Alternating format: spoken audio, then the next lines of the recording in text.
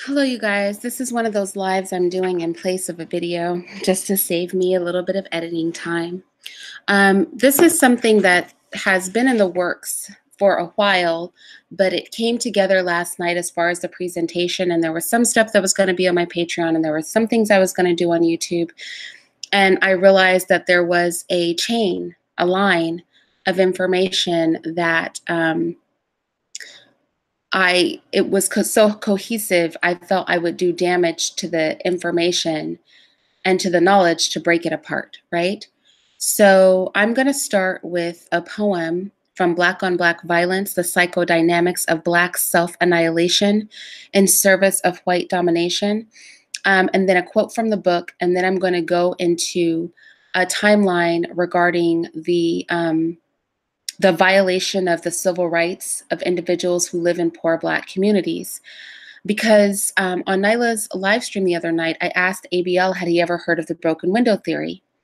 And the broken window theory, if we follow the timeline that I did about why Blacks have nothing, around 1955, when the lynching stopped and when Jim Crow started, and we know Jim Crow ended in 1965, what was also going on during that time, right, is that the Vietnam War was happening.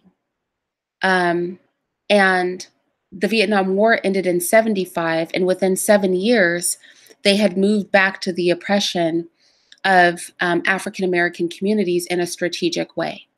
And I want to demonstrate that because that brings us to modern day stop and frisk and why police officers have the mentality that they do when they're in the Black community. And I think if we understand the history of that, then we can start looking at the encounters and the approach that are used to policing poor Black communities from a light of understanding.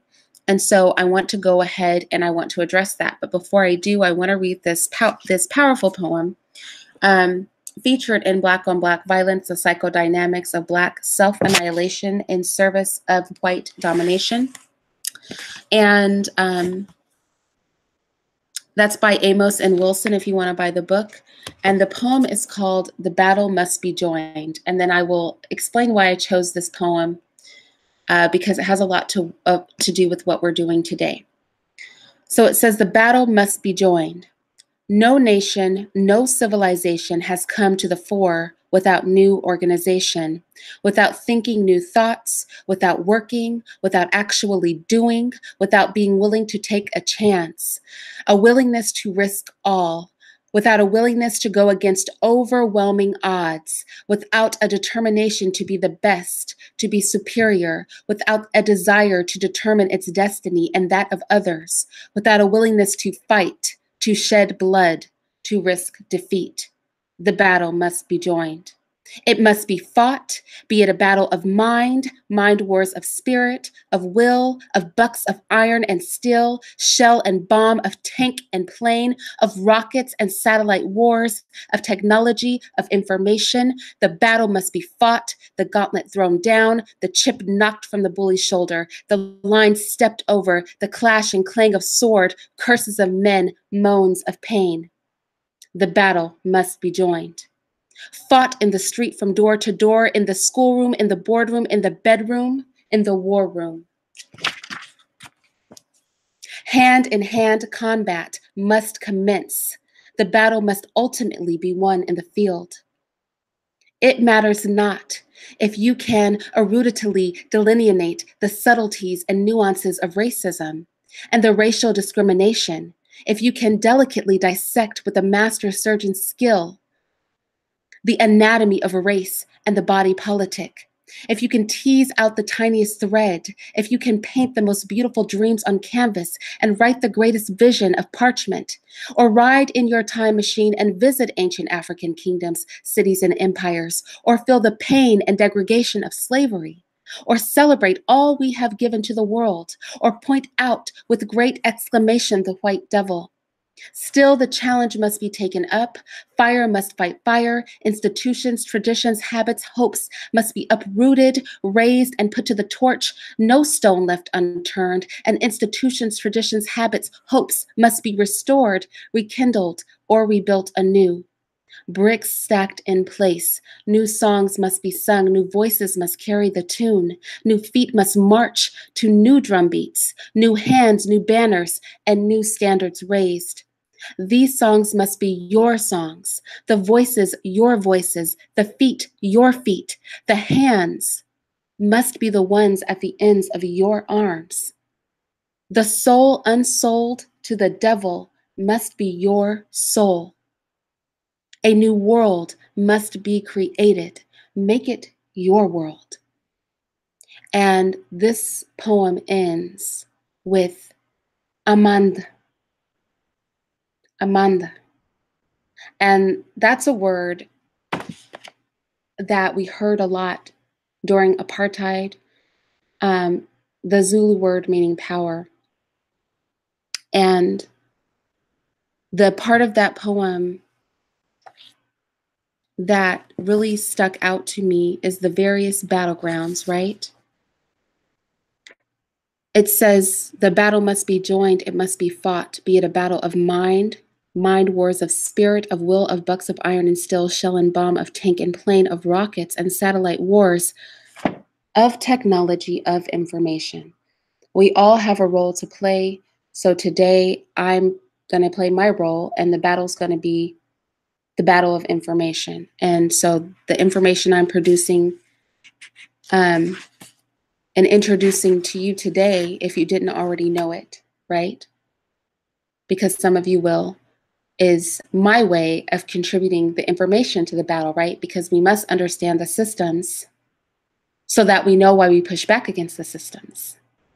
When ABL promoted stop and frisk without understanding that stop and frisk is the child, right? It was given birth by the broken windows theory,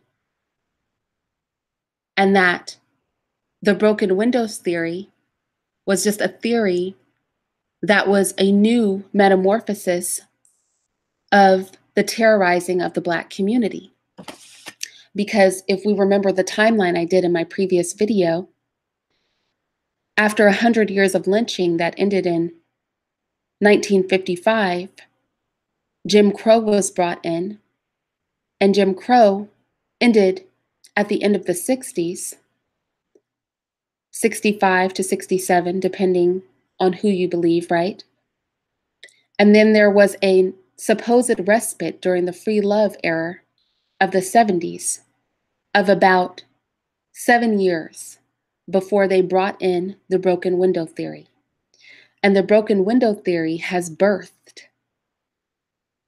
the current climate of modern day policing in the Black community. And it's essential that we understand this. I want to go with a quote from the book. It's in the introduction of the book. Again, this book is Black on Black Violence, the Psychodynamics of Black Self-Annihilation in Service of White Domination. And the quote goes, and I want to read this quote because this is what I'm about to demonstrate with this information.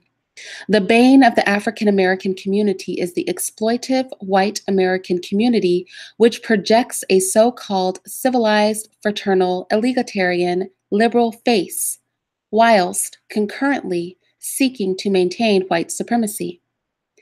This means that the white American community must maintain African subordination while not appearing to do so. It must cannibalistically sacrifice vitality, autonomy, and if need be, the life of the African American community while posing as its benefactor and savior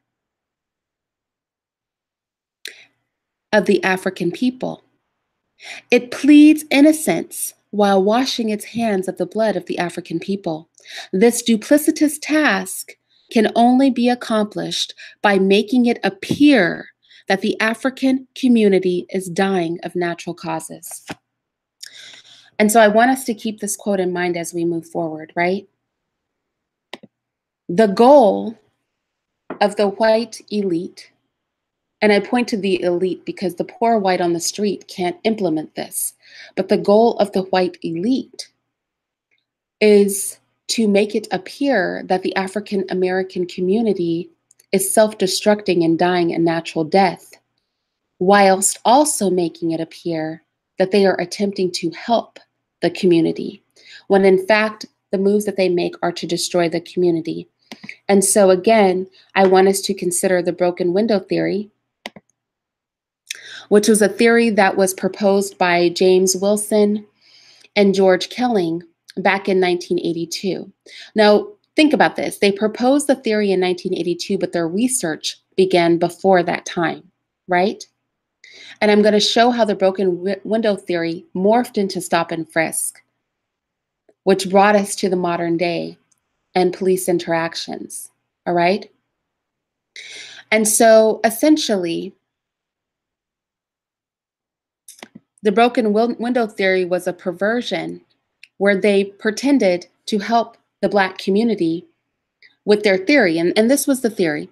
The theory was that in areas where there's broken windows, graffiti, people hanging out on the street, things like that, you could prevent violent crime, extremely violent crime, big crimes, if you ignored policing the big crimes altogether, right? You just stop policing the big violent crimes. And you start arresting people that are hanging out on the corner, playing music too loud, people, because this started in New York, right? But this spread throughout the country. So at the time, people who might be skipping out on paying for their subway fee, the guy that's selling cigarettes on the street, one cigarette at a time, you start arresting all those people, right? The graffiti artist. And you focus on arresting all the little guys. And by arresting the little guys, it would bring crime down in the whole neighborhood. This was the theory, right? Well, there in fact was a dip in crime. There was, even violent crime. But here's the problem. Historically, in all communities, and this is the same in banking, right? Think about the stock market. When the stock market shoots up, what do you know is going to happen? Is it just going to stay sky high forever? No, it falls. Crime works the same way, right? It shoots up and then it falls. So with the broken window theory, they said that the downtick in crime, because they started implementing the policy right after a sharp uptick in crime. So when crime automatically fell, as do all things that go up sharply, right? They're going to fall again.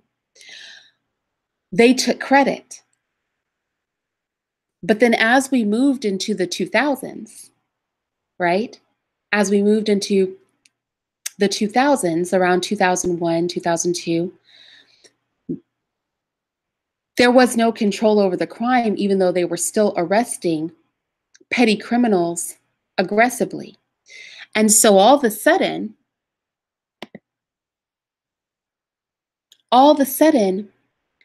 they go, oh, well, even if broken windows didn't really have a substantial impact on crime, okay? Because Kelling did a paper in 2001.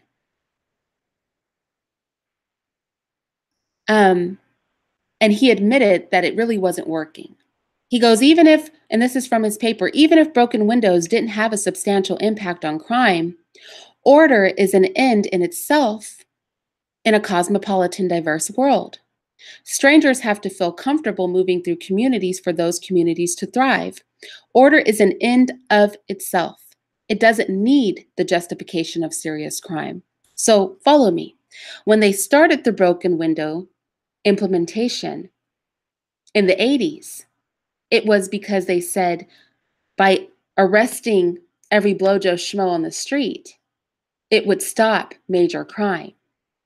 When it became evident that doing that was not actually decreasing the violent crime, Kelling backed down and said, oh, it doesn't matter. All that matters is that some level of crime was prevented. And so even though it didn't do what we said it was going to do, we feel the policy was still effective. Now, you would think that they would just stop at that point, right? They'd just stop arresting the kid on the street playing their music too loud. They'd stop arresting the dude smoking a joint. They'd stop arresting the guy that was selling one cigarette at a time. But no, that's not what they did. Broken windows morphed into stop and frisk because this is how the thought process was, right? The thought process was, well, what we could do, and this stop and frisk is a policy directly pulled from broken windows theory. If broken windows, if the theory was that we were just going to go arrest people for misdemeanors, right? Why would we even wait for the misdemeanor to occur? We could just stop and frisk and question anybody who looks suspicious, right? You look suspicious in a neighborhood, we're just going to stop you. We're the thought crime police, right? You might be considering doing something wrong. You might be walking on your way to do something wrong. So broken windows gave birth to stop and frisk, which is a complete and utter violation of a person's civil rights to unreasonable search and seizure, right? Now, we know how prevalent stop and frisk was, and really, it still goes on in many parts of the country. We know that in New York, around 2006, they outlawed it because somebody was killed during a stop and frisk encounter.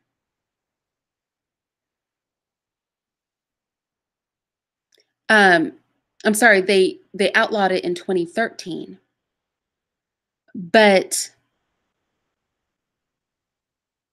that didn't stop an incident in 2014, right? So we're moving to the modern day. And that was when Garner was killed during a police encounter. Why am I bringing this up? I'm bringing this up because when we think about how we reached a place where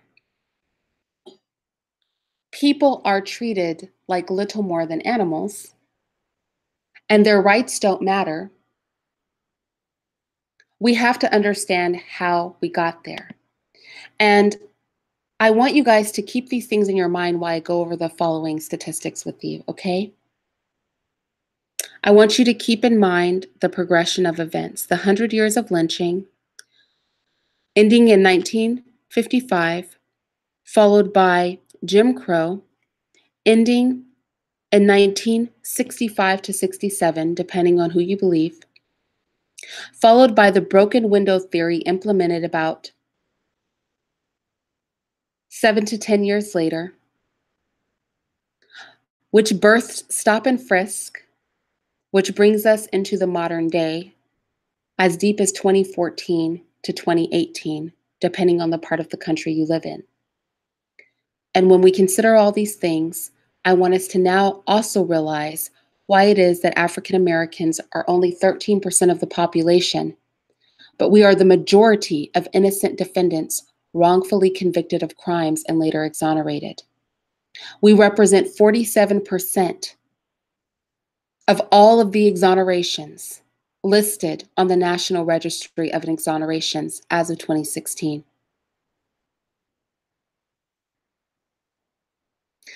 A great majority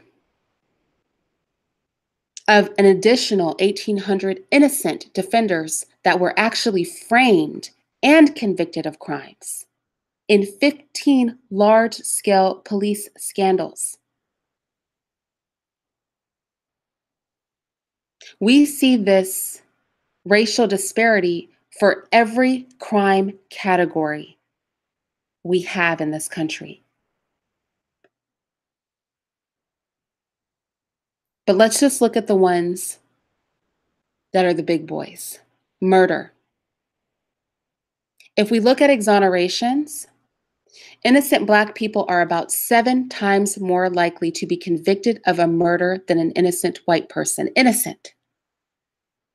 A major cause of the high number of Black murder exonerations is the high homicide rate in the Black community.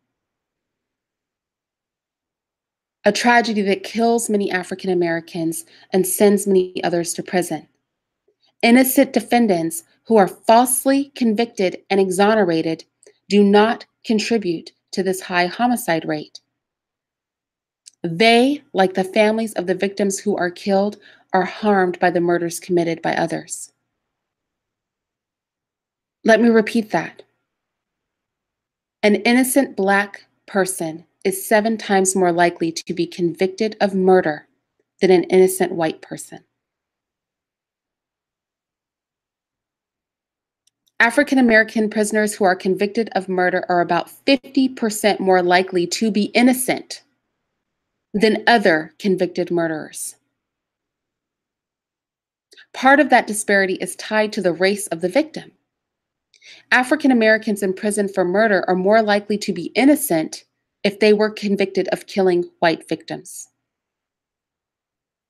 Only about 15% of murders by African Americans have white victims, but 31% of innocent African American murder exonerees were convicted of killing white people. The convictions that led to murder exonerations with Black defendants were 22% more likely to include misconduct of police officers than those of white defendants. But that's understandable considering we just spoke about the timeline of harassment and intimidation and violation of the Black community by the white elite and their henchmen, the police, right? In addition, on average, Black murder exonerees spent 3 years longer in prison before release than white murder exonerees. And those sentenced to death, innocent people who were sentenced to death, stayed in jail for 4 years longer. We're just talking about innocent people here, people who committed no crime.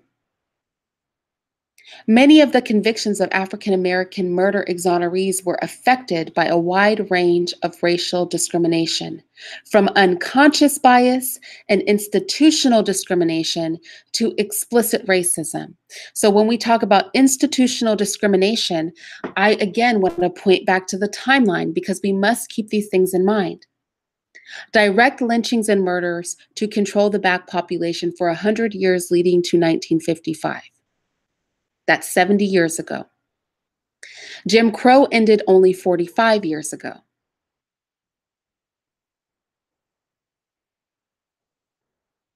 Right?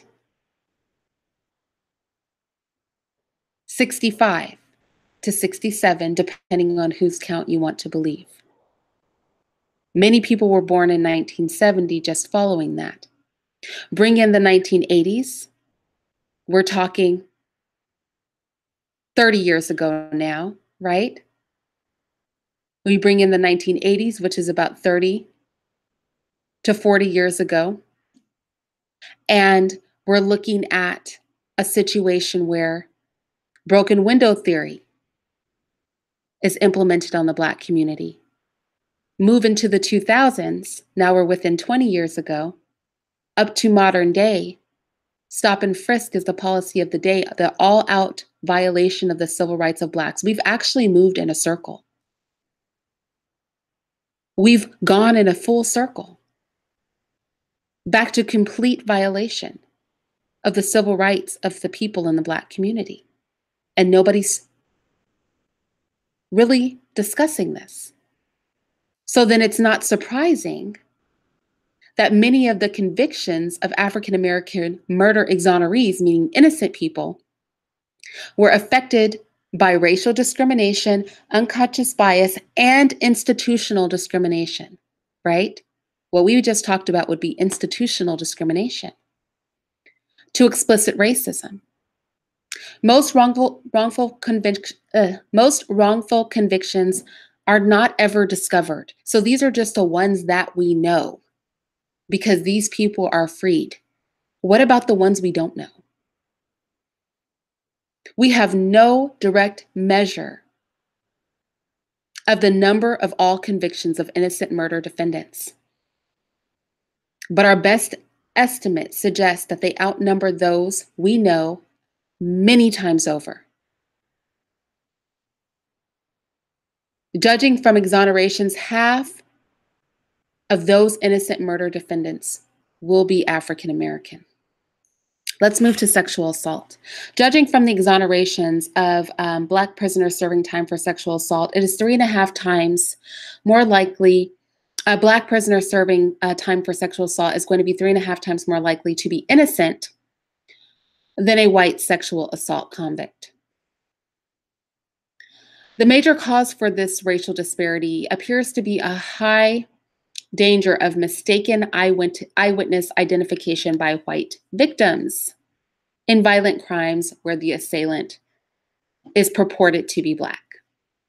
Assaults on white women by African American men are a small minority of all sexual assaults in the United States, but they constitute half of sexual assaults with eyewitness misidentifications that lead to exoneration. Eyewitness misidentifications don't completely explain the racial disparity in sexual assault exonerations. Some misidentifications themselves are in part the products of racial bias, and other convictions that led to sexual assault exonerations were married with implicit bias, racially tainted official misconduct, and in some cases, explicit racism. African American sexual assault exonerees received much longer prison sentences than white sexual assault exonerees. They spent on average almost 4.5 years longer in prison before exoneration. Again, we are talking about innocent people. It appears that innocent Black sexual assault defendants receive harsher sentences than whites if they are convicted, and then face greater resistance to exoneration, even in cases where they are ultimately released, meaning they are sitting in jail after it's found out they're released for longer periods of time. After it's found out they're innocent, longer periods of time. Let's look at drug crimes. The best national evidence on drug use shows that African Americans and whites use illegal drugs at about the same rate. Nonetheless, African Americans are about 5 times as likely to go to prison for drug possession as whites. We know this to be true, and I would say since this research was done, right, in 2017, that has really gone down because we know that they've been quickly and aggressively passing laws to decriminalize drug possession for their people because of the meth epidemic. Everything is being decriminalized.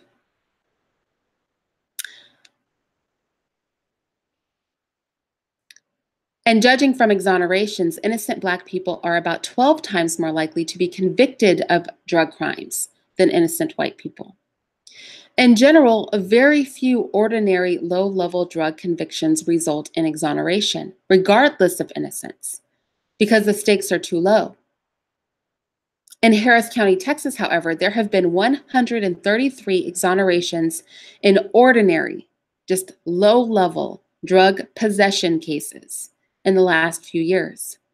These are cases in which defendants pled guilty and were exonerated after routine lab tests showed they were not carrying illegal drugs. And I believe this because I've told you guys a story where I was in a state that is a very racist state, and I was working as a teacher's aide in a Montessori school. This was during my college years. And a white man sideswiped me in a very wealthy neighborhood because that's where the school was. It was an extremely wealthy neighborhood. And I had flour. I don't know if you guys have ever made Play-Doh. I had flour in the car, and they said that it field tested for a narcotic. And they took me to jail, and I sat in a holding cell until I could be seen by the judge. And I was released without so much as an apology. But while I was in there, they were asking if I was a drug dealer. They were checking my arms for tracks. I've never been so violated. I don't do drugs. I'm not a criminal of any kind. And I'd never been treated like that in my life. That's why it makes me never want to leave California. So I believe this. Listen to what happened. There were cases in which defendants pled guilty. People who were in the same position I was, they just pled guilty. And later they were exonerated after routine lab tests showed they were not even carrying illegal drugs. And I believe it because flour tested positive in the field for a narcotic. And when they did the drug tests, thank God, the results came back. And when I went before the judge, they just absolutely released me, but they didn't so much as apologize. And the guy that sideswiped my car and totaled it got away. I went to the hospital, got arrested. He got away. I'll never forget that. And so it doesn't surprise me that people pled guilty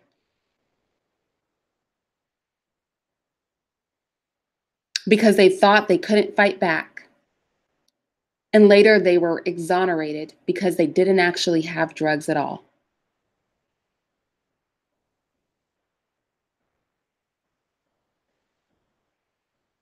"62% of the Harris County drug crime guilty plea exonerees were African American in a county that only has 20% of a Black population." The main reason for this racial disproportion in convictions of innocent drug defendants is that police enforce drug laws more vigorously against African Americans than against members of the white majority, despite strong evidence that both groups use drugs at equivalent rates. But this goes back to, again, our chain of events and the violation of the civil rights of Black people, right? This goes back to that.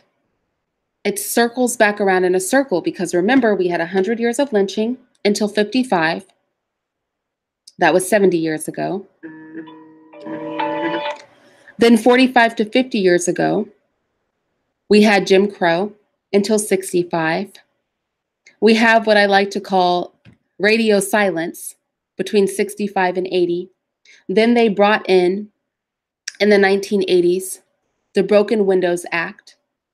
That moved us all the way to 2001, where they admitted that attacking low-level and aggressively enforcing low-level criminals, the guy selling cigarettes on the street, the kids playing music too loud, the person that didn't pay their subway or BART fare, right? Aggressively convicting those criminals didn't actually stop the major crime in neighborhoods. But instead of backing off of the broken windows theory, it birthed stop and frisk, which was the thought police era, right? Where we just treat Black people like they have no civil rights. And everyone who looks suspicious to us, we're going to check. And that brings us up to 2014 to 2018, which is present day. So the fact that African Americans are more frequently stopped, searched, arrested, and convicted makes sense in light of the history, right? It makes sense in light of history. But then people will have you out there thinking it is simply because we are prone to criminality, with complete disregard for the facts of history, where we have been intentionally targeted through policy. This is what we call institutional racism, right? The author used the term white supremacy. You know that I don't like that term. I feel words have powers, and no white person is supreme over us, but that there is a definite stronghold to maintain power. And as the quote from the book earlier said,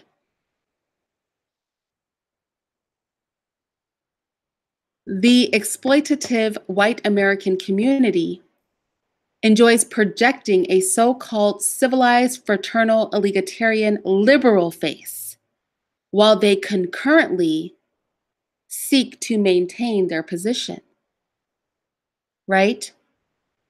This means that the white American community must maintain African subordination while not appearing to do so. It must cannibalistically sacrifice the vitality, autonomy, and if need be, the life of the African American community while posing as its benefactor and savior, right? All of these policies posed as if they were working in the interest of the Black community. Stop and frisk, broken windows, Jim Crow, the 100 years of lynching, bringing us to the modern day. They were posing as if they cared, but it rounded us back around to the complete violation of our civil rights. Because remember, post-slavery started the 100 years of lynching. That ended in 55. 55 to 65 or 67, depending on who you believe, was Jim Crow. There's that period of time of 10 years I like to call the hiatus, right? In the 70s. And then we moved into 1980, where they implemented the broken window theory. That brought us into 2001, where they admitted the broken window theory, which was them basically arresting regular people in poor communities while not aggressively pursuing, prosecuting major crime. And the broken window theory in 2001 morphed into stop and frisk. The first place to outlaw stop and frisk was New York City in 2014.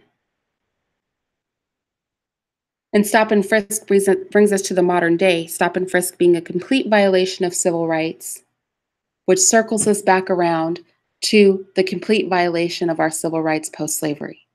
We've done a 360, back around to the beginning. Big old circle.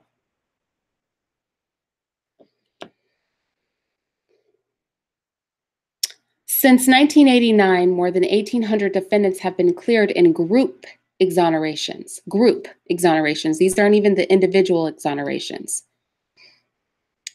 That followed 15 large-scale police scandals in which officers systematically framed innocent defendants. The great majority were African Americans who were framed for drug crimes that never occurred. There are almost certainly many more such cases that remain hidden. Why do police officers conduct these outrageous programs of framing innocent drug defendants, and why do they concentrate on African Americans? The simple answer is because that's what they do in all aspects of drug law enforcement. Guilty or innocent, they always focus disproportionately on African Americans.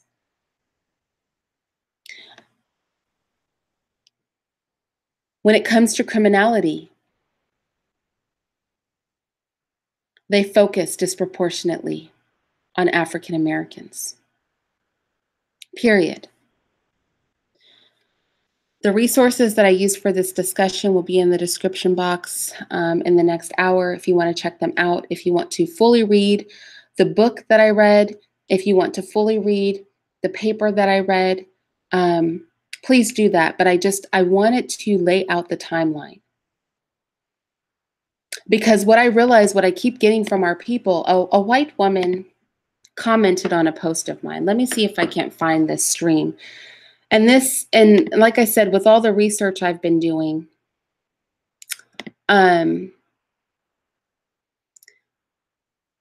this I had bits and pieces and I was going to present them all separately. But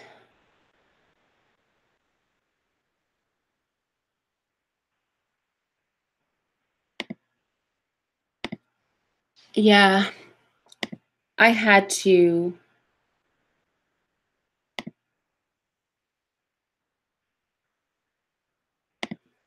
Hold on. I had to address this. So let me see if I can find the comment, because this kind of blew my mind. It was a comment by a white woman, but what blew my mind was not her comment, right? What blew my mind was the comment of what might be a fake Black person after that. So this was the comment. This was on the video that I did with Nyla Says on Black femininity versus white femininity. If you guys don't know, I have people of all different races that are, you know, quote unquote races, right? That are subscribed to my channel. And so this was the comment that was made on the video I did with Nyla Says on Black femininity versus white femininity. This was by Big B. She has her baby as her photo. Please don't harass her, right? But she said, this is so racist.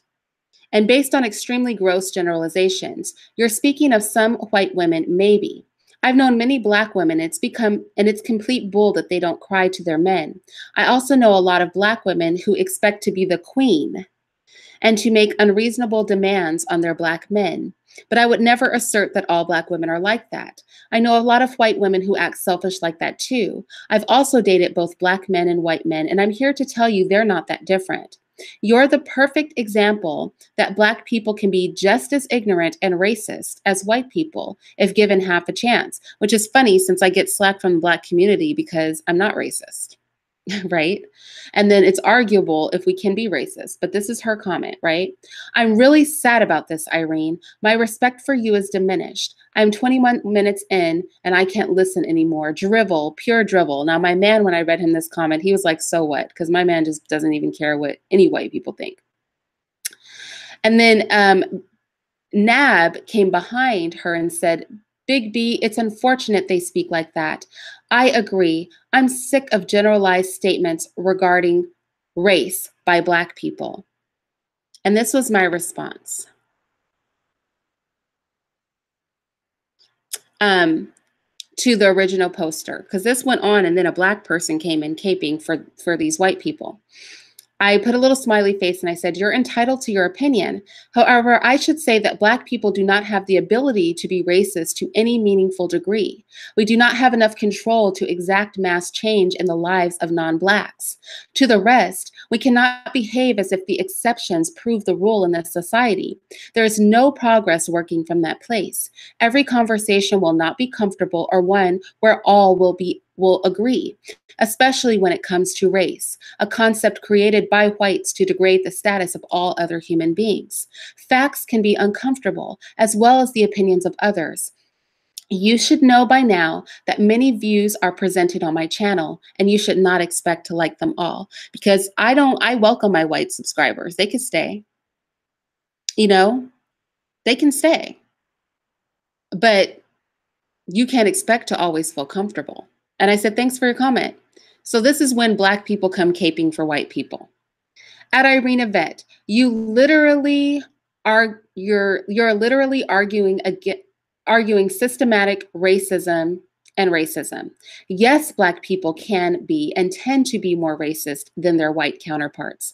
They don't have much power to enact systematic racism in this country, and white people didn't create the concept of race. He literally said this. White people didn't create the concept of race. This person has no understanding of history. Like literally white people created the concept of race. This is like a literal thing that they did, right? But he said that white people didn't, but whatever. I don't understand how you don't see that. You are saying that the white man is inherently superior to you, which y'all know I have never said that. This person doesn't know what they're talking about. I definitely don't think that.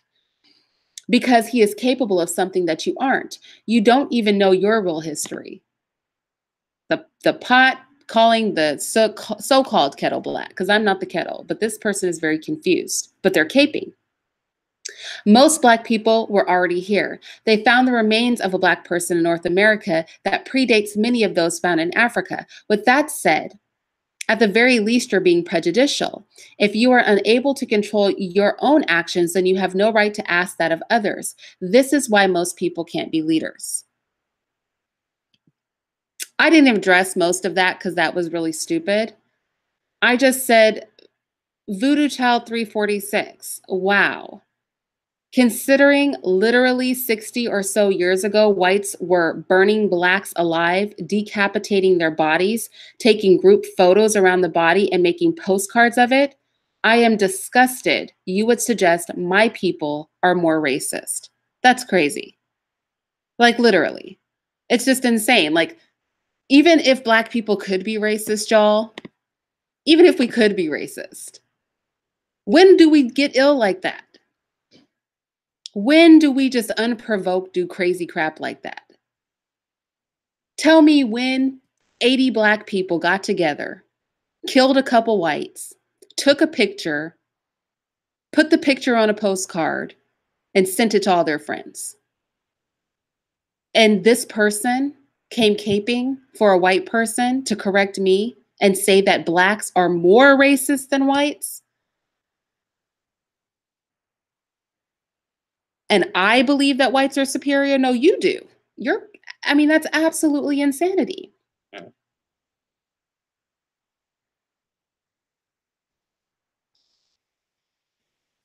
And then this person goes on to say, the fact that you think that means you don't know our real history. We were enslaved and persecuted whole races of white people. You're ignoring swaths of history. White people weren't always on top. We were, and we did what races do when they rule, favor their own and oppress. This is a Black person. I can't. That's literally caping for a white person. This is a Black person in my comment section on my Nyla Says video, y'all. Let me love her comment. You guys go and you comment under this too. I can't do all this arguing with them. I'm going to love her comment. So it goes up to the top of the thing, and you guys can comment on this stream. This Black person, so-called, all right?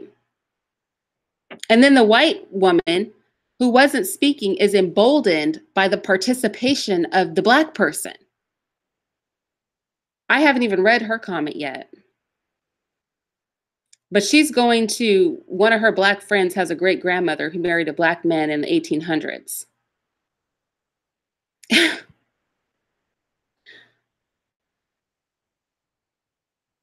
Our story is more complicated than the evil white man narrative. Oh, it's part of the story, but it's not the whole story. Look, she's welcome here with her confusion. Slavery is a terrible thing, but white people didn't invent it. I'm getting sick of these people who are talking about, well, other people were slaves too. Black people had slaves too. I can't with these conversations. And I didn't bring up slavery. Did I bring up slavery? I didn't. I didn't bring up slavery intentionally. I brought up some stuff that people are still alive. I brought up the lynchings because there's people still alive. There are people in my family who lived in that era, because I just wanted to say that this isn't so far removed as we think.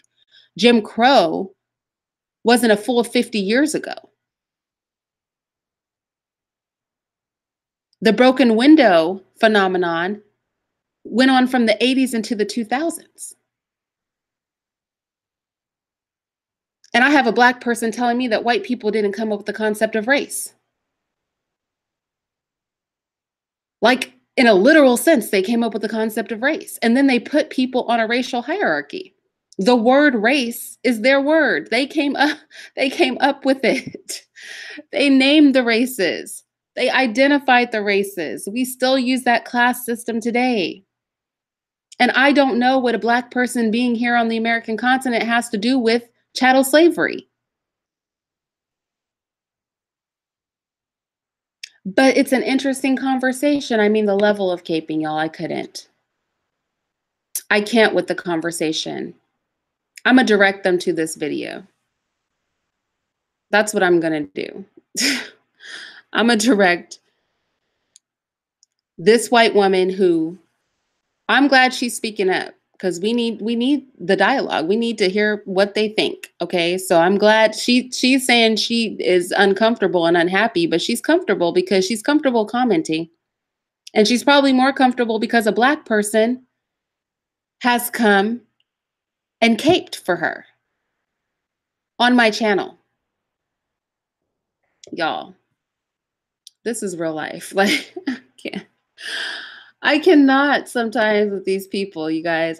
So anyway, all of this research I've been doing that I was going to present separately, I decided to bring it to the forefront because some people are just outright and utterly delusional. You know what I'm saying?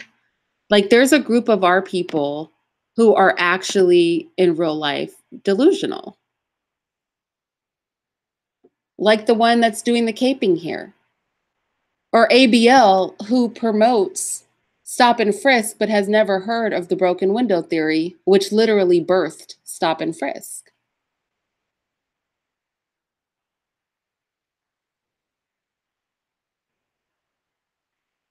Oh, Cynthia, you're here. Oh, I'm sorry, y'all. I literally just looked at the chat. I really did. Hold on. Let me send out some links if you guys want to come up. I was going to wrap, but if you guys have anything to add to this, please do. And actually, Cynthia, I'm glad that you're here because there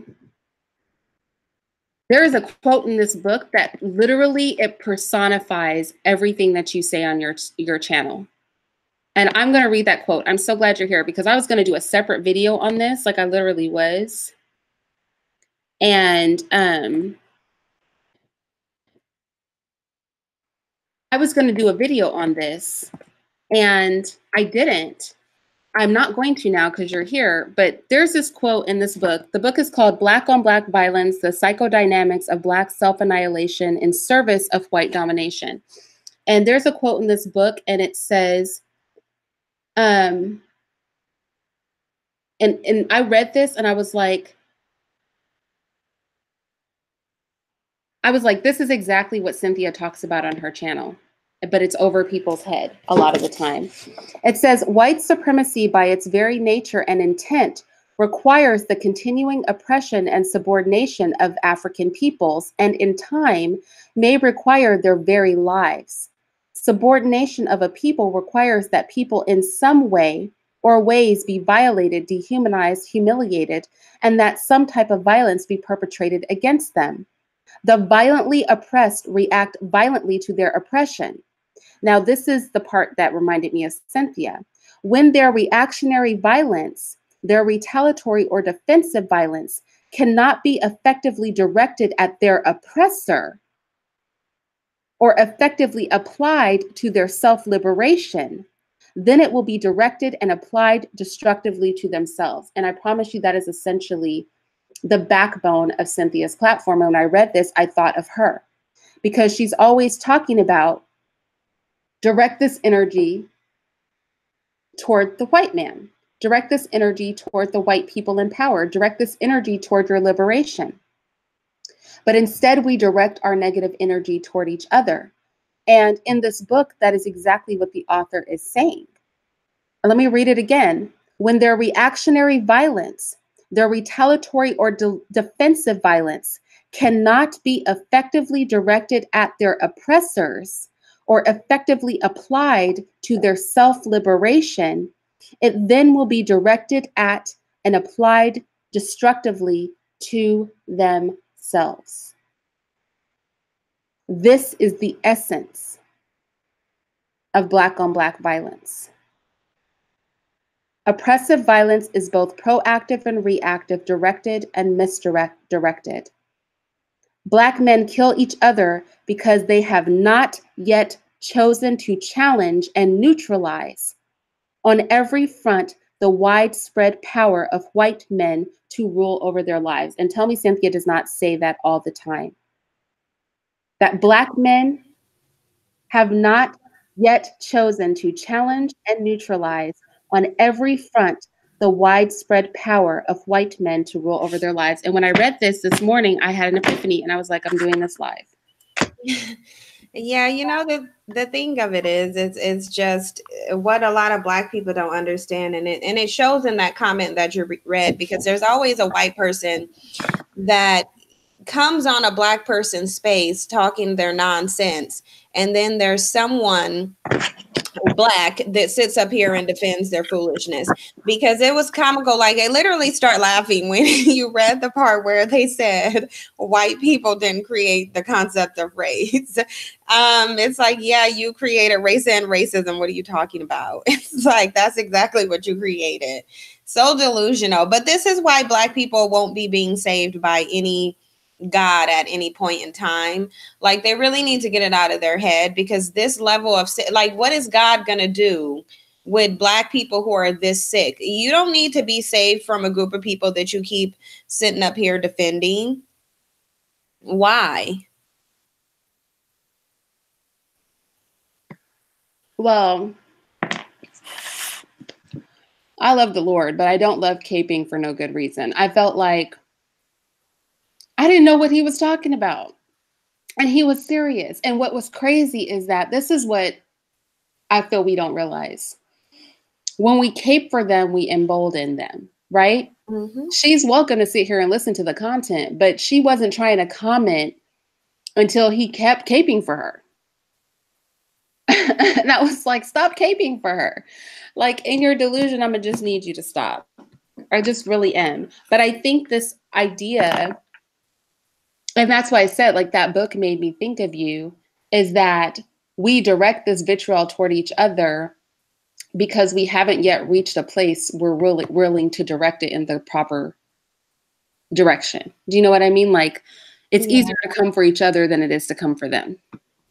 But this is what I don't get, because even if you're not going to go for them, which I understand, you know, because of the mental condition that Black people are suffering from, you could just not say anything, though. This is the thing that a lot of people don't understand when they say, oh, I bash our people and I was blaming white supremacy and now I'm blaming our people. It's because there's so many things that we don't have to do that we choose to do. Like, nobody made that dude get up there and cape for that white woman. And nobody made you do that. And it's like, we're not even, we act like we either don't understand or we just don't care about how we're fueling white supremacy. We're fueling it. We're helping it to thrive. We're reinforcing it. They know very well that they could not have any concept of white supremacy without us. It just could not happen. Again, they could run around and talk about how supreme they are as much as they want to. Nature is going to conflict that. But the reality is, Black people reinforce this notion of social supremacy on white people and then complain about it. And I just don't understand, what part of that do they not get? You cannot simultaneously complain about white supremacy and defend it and help to maintain it at the same time.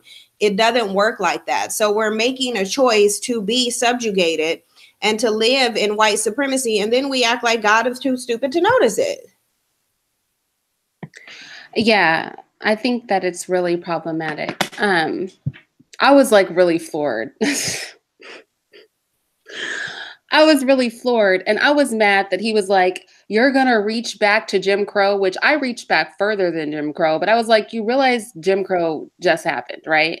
Like, I'm sick of people talking about the situation as if this is like all in the past. I'm like, Jim Crow was like 50 years ago, 45 years ago. You know, this situation with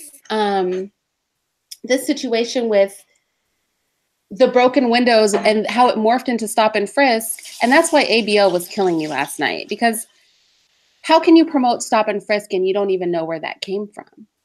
And go ahead. I'm just laughing because ABO is such a joke. And it's like, to have this debate with ABO was really hilarious to me. It really was. Yeah, I think that we put on capes and we don't even understand the full picture. Oh, Taz, thank goodness you're here. What up? What's up? What do you think about this? What the comments? Like, cause I don't put much stock in what motherfuckers say on here no more, man. I think everybody trolling that say crazy shit now. You know what I'm saying? So like, but I don't know, man. Like I think a lot of this shit is it's overdone though, man. I think we be overdoing this shit, man. Like, um, you know, I like what you was doing earlier, per se. You know what I'm saying? Like when you give your experience and then you back it up with some data, and then at that point you dare motherfucker to challenge it. You know what I'm saying? That's what I prefer. I think it's fucked up when we take people comments and highlight them, because a lot of these motherfuckers just want to take the attention from what niggas is saying. You know what I mean? Like when we start talking about what these stupid motherfuckers saying, they taking the attention away from what you actually said, which was the important part of this conversation.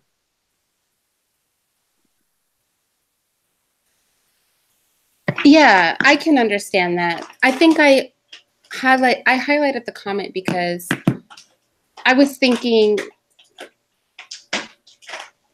it was amazing to me when he was like, you reached back to Jim Crow. And I was like, I reached back to the lynchings, which is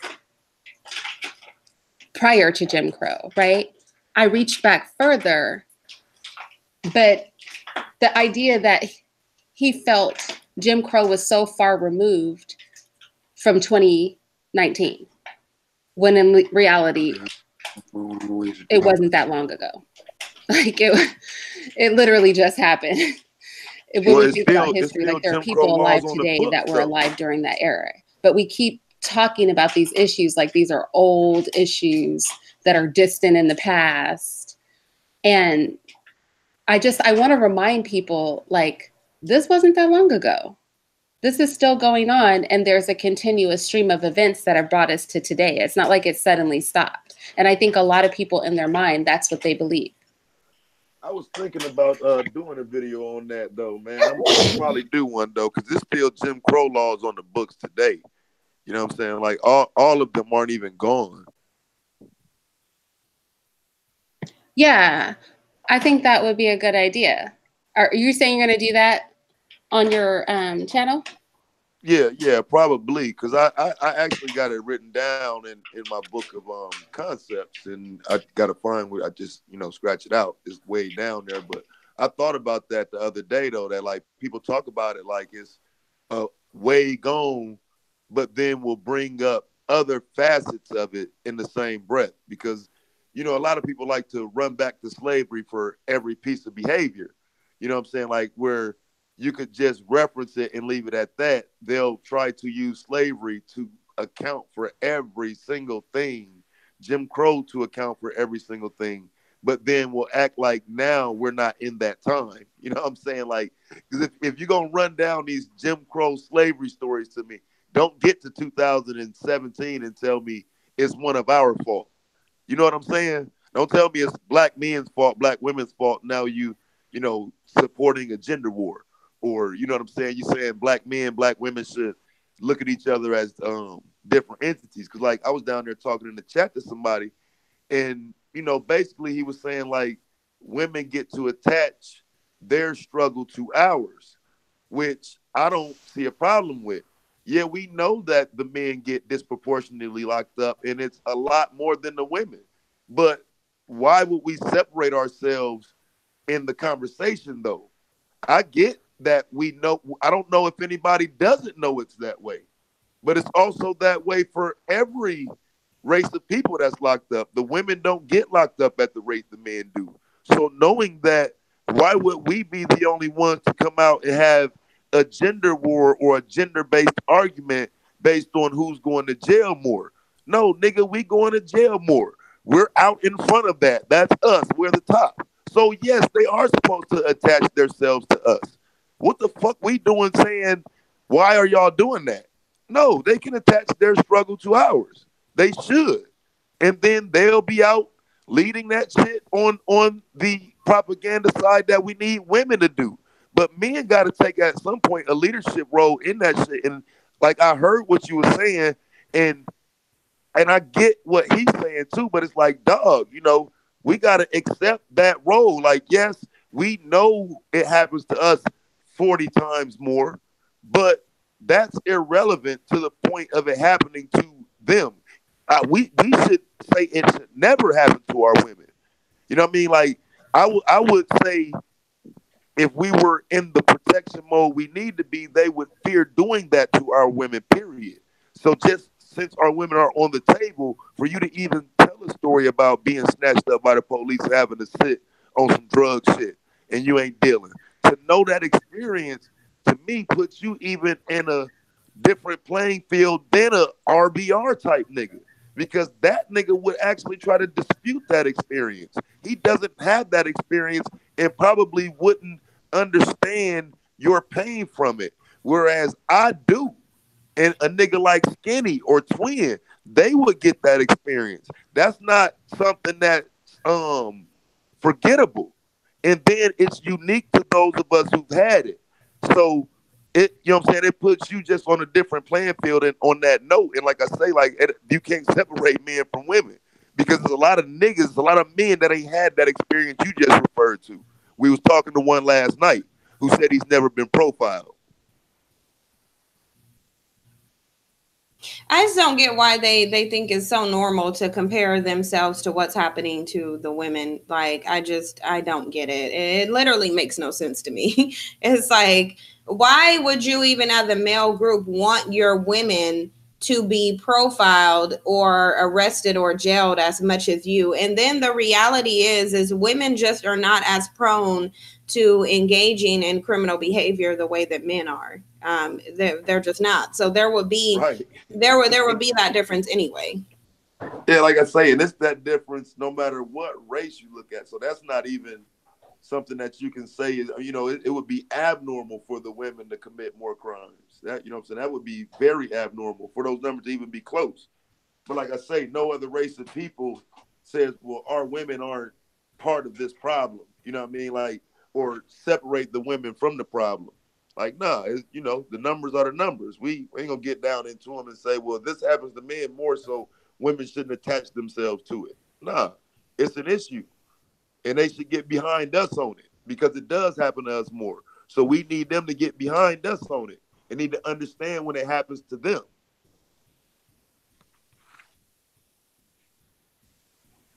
It's just so much dust out here in these streets. It really is. There's a whole lot of dust in these streets. Yeah, I say I gained another level of respect for Irene, man. I didn't know she had no experience like that. You know what I'm saying? Like that little shit means something. Because like I say, we talking to a nigga last night who said, well, I mean, we talked to two delusional niggas last night who act like white supremacy don't exist. I mean, I got niggas asking me, what is blackness? I'm like, what do you mean, what is blackness? Are you serious? ABL was kind of all over the place. And I think when Nyla asked that question of how are you going to help the Black community, and I think you asked it too, Taz, without knowing what blackness is or the mindset. I mean, it's like, why wouldn't that be considered? Yeah, I was just having fun with old RBR last night, man. Because like I say, I'm still trying to decide if he's trolling or not. You know what I'm saying? Like, I just, that level of delusion is just, to me, it's unobtainable. You almost have to be trolling. You can't be that far out of it. I mean, did you hear this nigga last night again double down on the fact that Africans wrote the Constitution? Wow.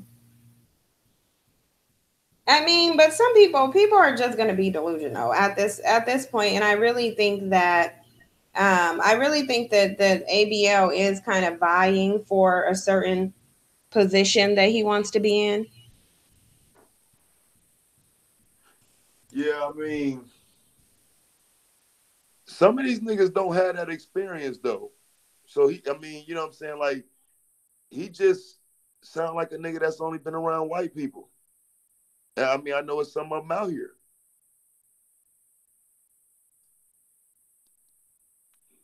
Because that's probably all he wants to be around, though.